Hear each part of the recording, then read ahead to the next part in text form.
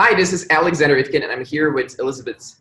And Elizabeth is a member of the Business Mentor Insiders, which is our mastermind at businessmentor.com. And she's been doing quite well in business recently, so I decided to invite her over. She's from London, but she's right now visiting her family in Ghana. So welcome, Elizabeth. Alex, thank you. So what has been happening in your business over the past 6 months? What is some good news that you can share? So I guess you started a while back, and then 6 months ago, what is the best news from the last 6 months? So the last 6 months is when my business really kicked off. I was getting in a decent amount of revenue. In fact, triple what I was getting in the work I was doing before. And over the last couple of months, my profit margins have become somewhat stable, and quite a decent amount of what I make is purely from business at this point. So when you started, you were already doing business part-time. So you were doing like 20 hours, is that correct? Or how many hours were you doing business when you started? Yeah, about 20 hours per week was dedicated to learning and starting a business. Right. And how did it go back then? So in the early stages of your marketing agency, how did it go? How were things running in your business? It was, I think the best word to describe it is stressful, right? It was a little bit unpredictable. It's quite a new world to me. So although I've always been somebody who worked by myself, so I had a kind of freelancer mentality. Let's say I know the amount of work I put in is how much I get out, but at the same time, it was always a struggle because, you know, you're in a big pool with a lot of people competing for the same price, essentially. So that was a really difficult hurdle to get over, both in practicality and as a mental hurdle. It was something difficult to get past. But with the support that I've been getting within the group, so speaking to yourself and various other mentors within the group, the coaching has been a great guide to overcoming both the mental roadblocks and then the literal roadblocks that I've been facing whilst trying to grow my business. Right. And so I guess last August was one of your best months. So what led you from doing kind of average in business, running kind of an average part-time, almost hobby, to building a business where you were, what was your top month? It was like 6.8K, 6.9K? Yeah, 6.9. So in August is when I kind of really made up my mind to take on board.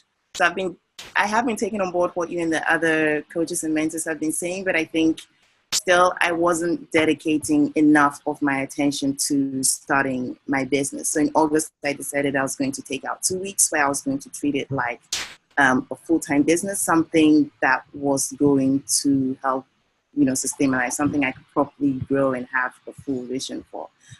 So I was able to make 6.9K in sales that month. And one thing that really, really helped me was also bringing on additional support in my team to make certain aspects of my business, such as lead generation, for example, more consistent, because essentially without that, you don't have a business in the first place. Right. And the whole time you're also doing something else, right? You're not just running this business. What is that exactly? So I am a social skills mentor is the main kind of job that I did, that I still do actually. So I work with young children from really, really young as 2 who have autism spectrum disorder or related disorders. And my objective is to help them develop the social skills that they need to, you know, engage better in society, engage better with their parents, work in school, and so on and so forth. Interesting. So, and how many hours are you allocating currently to that and to your business? Now it's split, so that has become a little less consistent. But I'm still averaging about 20 to 25 hours on that, and then 25 to 30 hours on business. Okay, so how has your business grown since August? So what have you been doing since August, and how's it progressed?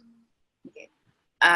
So taking on board the fact that bringing in more support helped to really kickstart my business, I decided from an early stage, because I wanted to continue with the previous work I was doing, to outsource the majority of my work. So when I brought in a lot of clients, I outsourced every aspect of the delivery.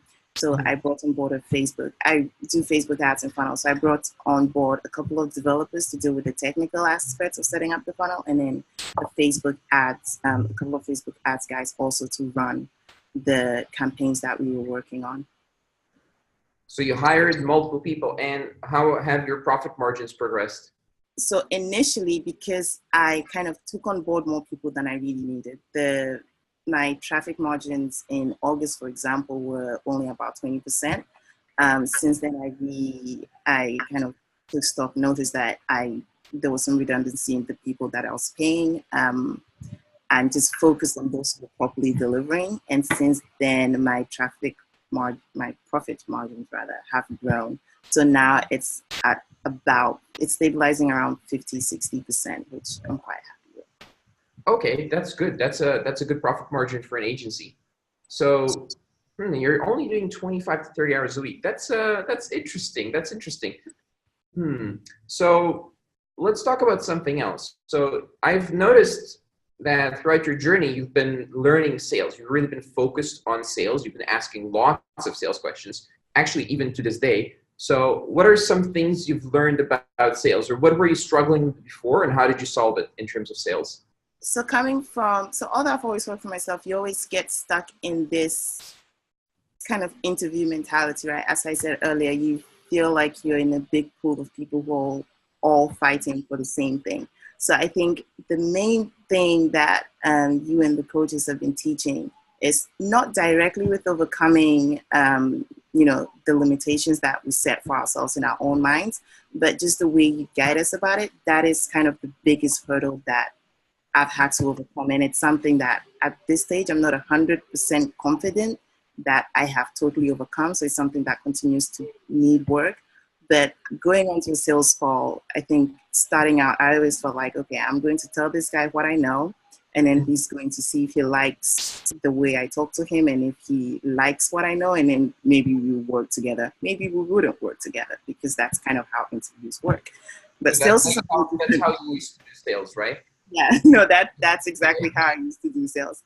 But actively speaking to prospects and getting them on board, it's a whole different ball game. You have a specific set of skills that they need, and that's why they're on a call with you. Before we get on a call, we speak with each other, so they know they're speaking with somebody who knows what they're talking about. But if you go in, kind of half-hearted, not even sure within yourself, they're not going to be showing you. And they're not going to go with you, because if you don't instill confidence in them, they have no reason to pay you for absolutely anything.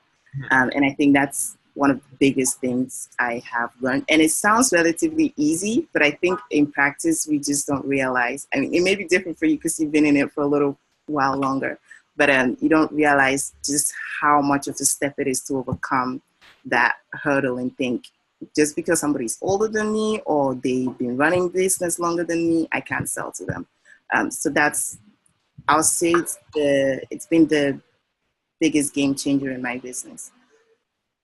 So you basically started treating them as clients, and you're like the doctor, and you're coming in as the expert, even though they're older or whatever. You're the expert, and you're choosing who you work with, and in a way, you're interviewing them, not just them interviewing you to see if they like what they hear, right? So that's Yeah, essentially, yeah. And another thing that I've been thinking another kind of mindset I take and call is, at the end of the day, what you're trying to build is a partnership, not so much them hiring you to do the work that they need. If you're going into a partnership, you need to know that the person is going to work for you and you're going to work for them, and together you're going to create something beyond what you could both do individually. And I think that's something else that I've learned in the group that has really helped kind of change the way I approach business.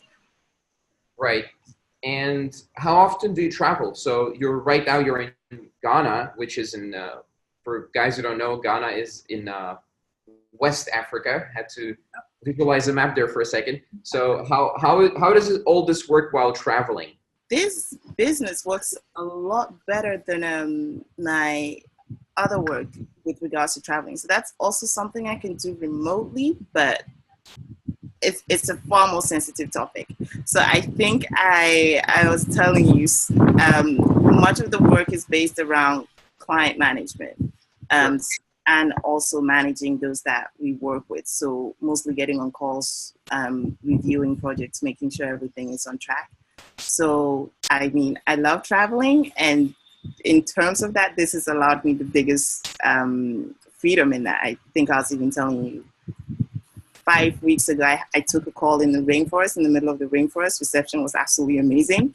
And I was speaking with a business partner about a client's work that we were doing. And I mean, during that call, I think just being in an open kind of environment as well just helps with ideas flowing.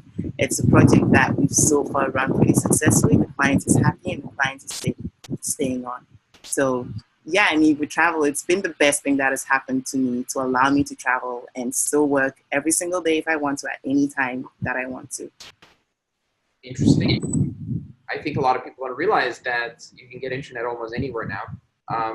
Not that we necessarily want everyone to constantly travel or anything like that, but if you are traveling, if you're visiting family, then you're running your business, right? So, and what would you say to people who are in where you were before you started the business? What would you like to tell them? Should they do this, and who should do this, and who shouldn't do this? Who should do this? Anybody who can kind of see beyond the pit. In certain times when working for yourself or when starting your own business, you know, when you're doing something where somebody wouldn't hand you a paycheck, you know, if you're off for a couple of weeks and you're ill and you can't go into work, you wouldn't get sick pay. If you're the kind of person who can do that and know that no matter how bad it is right now, the work that you're doing is going to pay off, and, you know, following good advice, not just trying whatever, you can get past it, you can do it. If you're not the kind of person who can see beyond that, it's definitely not for you, because I know certainly before August, there were several times where I felt like the best thing I could probably do was give up. The only thing that prevented me from giving up was a bit of pride. I don't think I've ever given up on anything in my life, and I didn't want this to be the first time that I gave up on something, especially as this is something that I saw to have so much potential, not only for the sake of learning how to start and grow a business, but, you know, for the long term throughout life. It's not a skill that's only relevant to now. It's something that you can use forever. So, yeah. Whoa, that's really good. That's really good. We've also noticed that people who don't give up and just learn and keep learning, they tend to succeed. I want to say they always succeed, but I don't want to make claims like that. Yeah. But you can come to your own conclusions here, right, guys? So we have noticed it's a huge factor. Don't give up. And yeah, so it's if there's any takeaway from this video, it's just that alone.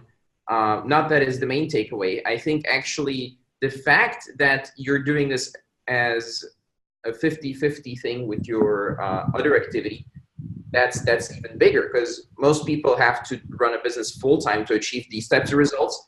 And I think that as you're learning business, as you're learning business, you're going to notice that you can actually run any type of business. So if you want to start a school later on for children, or like a private practice of some kind, or some kind of organization, you'll be able to do it much easier because you'll know the marketing skills, you know, manager skills, sales, and so on. That's basically what you need to run any type of business. And that's kind of the main thing from agencies that people are getting out of it, apart from, of course, replacing their jobs and, you know, traveling the world and all that kind of stuff.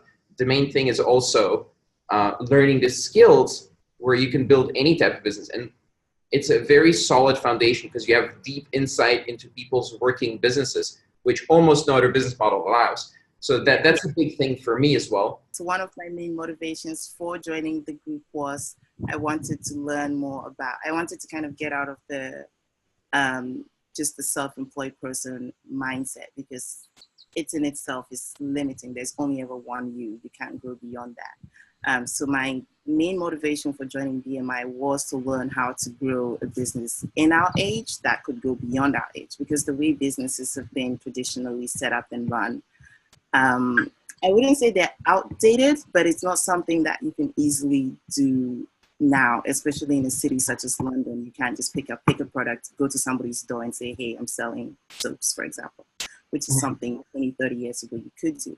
But then I've been exposed to 9 different businesses now. After 3 years of working for myself, I've really only been exposed to 2 or so businesses. So now I've learned, and a lot of the businesses that I work with are within kind of medical sphere, let's say. So I've learned a lot more about businesses in my industry, let's say, that approach things slightly differently. So it's been really, really good for that as well. Why do you think so many people who, like my family are immigrants, I assume in some way you are as well, like why are so many people who are immigrants in some way are interested in business? Why is that? I think that's a very good question, and it's something that a colleague of mine asked, because he's not the type of person who happily set up his own business. And for me, I don't understand. I think it's a pretty scary thought, and I think being an immigrant could be part of that. When you work for someone, they essentially hold you in their hands. If they screw up their business, you're out of a job. If they decide they don't like you, you're out of a job. Essentially, they have all of the control, absolutely all of the control, and you have no power whatsoever. So if you are, and I hope I don't go a little too off key here, but being a Black person who moved to England with fat African accent, it was very, very obvious that I was a foreigner, and then who decided to move to London.